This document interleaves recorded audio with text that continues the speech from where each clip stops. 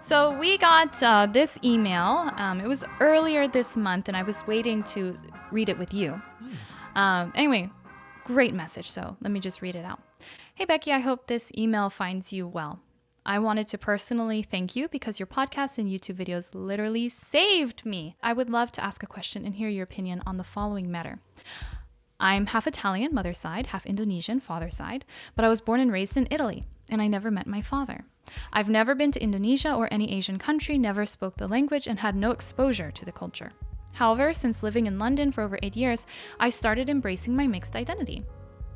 Despite growing up in such a racist country like Italy, to an extent I felt accepted, either through Orientalism or genuine affection, but I never received validation from my Asian side. I found this insatiable and unhealthy hunger of validating this other side of me that I find myself making my conversations all about race. I try to find myself in everything that is Asian, and I feel guilty because I'm generalizing, and then I cry. It's exhausting. But when I look into incorporating more Indonesian cultural aspects in my life, I can't stop wondering the following. Am I appropriating Indonesian culture? Nothing about me reaffirms to society or myself that I'm Indonesian. I'm racially ambiguous and I had zero exposure to this culture. Am I claiming something that, because of my situation, does not belong to me? I tried to get in touch with other Indonesian people and societies at my university, but all I can feel is fear. I'm scared to be rejected again. What if they don't recognize me as one of them? How can I do this? No doubt there are many people who are feeling a very similar thing and maybe just didn't quite have the words to say it, especially in advent of the anti-Asian hate that was happening, particularly in Western countries like the US. We noticed some people who are mixed Asian feeling like, I want to speak out against this, but do I have a right to when I've only grown up being fully white, let's say, or fully black? Do I have a right to be upset on behalf of Asian people when I have no connection to my Asian side?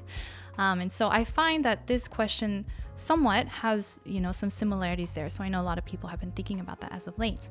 I do understand where you are coming from, especially in the sense of fear, scared to be rejected, because your intent, I believe, is truly to be connected with a people that you want to be connected with, but you haven't had the opportunity to up to this point. And I think a lot of people don't understand that culture is taught, right? Maybe it's in your blood and in your DNA, but that heritage and culture and understanding is something that should be taught. And when you aren't given the opportunity to learn that, maybe you feel like something's missing, or later on in your life you want to learn it. But people who have had the opportunity to be part of that culture and language maybe won't understand why you are trying to be part of it. Their first gut feeling might just be like, who are you? Like, you're not even one of us. But it had nothing to do with you and the rejection of your Asian side. It was simply a lack of opportunity.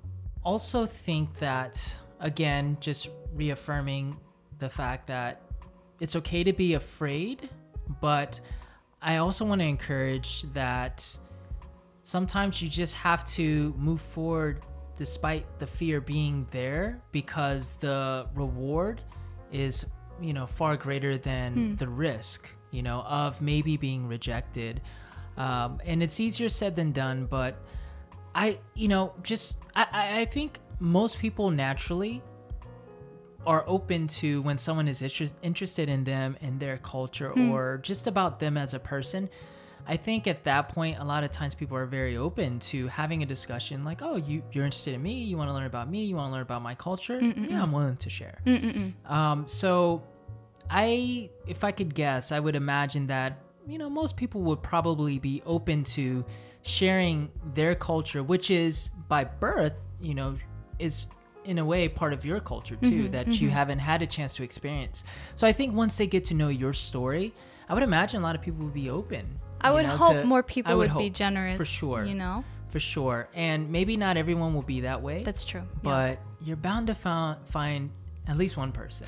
Additionally, not everyone, of course, will be open to this because, some people can feel very closed off or have their expectation of what it means to be Indonesian or what it should be to look Indonesian, right? And so maybe they would find an unwillingness to be open to you. Those kind of people, of course, do exist. And that is something that we face pretty on the regular here. Even we live in Korea. I've been here for so long. You've been here for so long, speaking the language, studying here, being part of the society. And still, regardless of the effort that we put in to catch up and learn on our own culture, regardless of that, there will still be people who have their expectation to the expectation. This is what it means to be Korean, and you don't fall into that, so we'll never view you as Korean. So that kind of rejection, I think we just have to learn that it's going to be there. But taking that rejection and imbibing it and, absorbing it and then being afraid after that will only hurt you in the end, when in reality, what it means to be Indonesian, what it means to understand this culture is far bigger than those few people who are saying you don't belong. Yeah.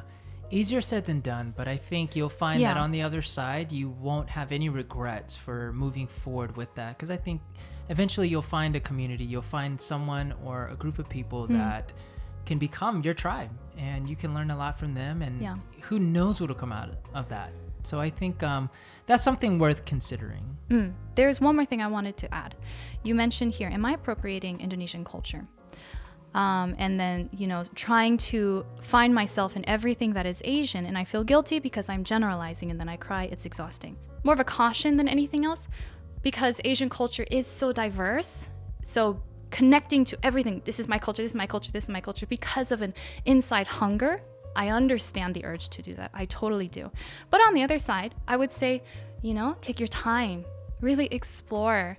And you don't need to grasp onto everything, feeling like this could be mine, even though I understand why you might feel that way. It can be a fine line. But yeah, my encouragement would be just, really decide how you want to approach learning about your culture and your heritage and your history. And just go through that. Try to find a place to begin. Whether that means I'm going to learn a new word today, great. I'm going to read a book about this aspect of Indonesian culture, great. I'm going to go visit Indonesia next year, cool.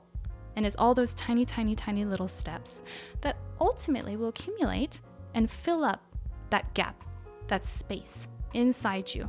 And, it can take time. It can take your whole life.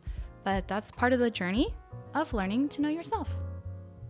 So I think that's it. Anything else? That's it. Cool. All right. Thanks so much for listening. We'll see you next time. We are the Halfie Project.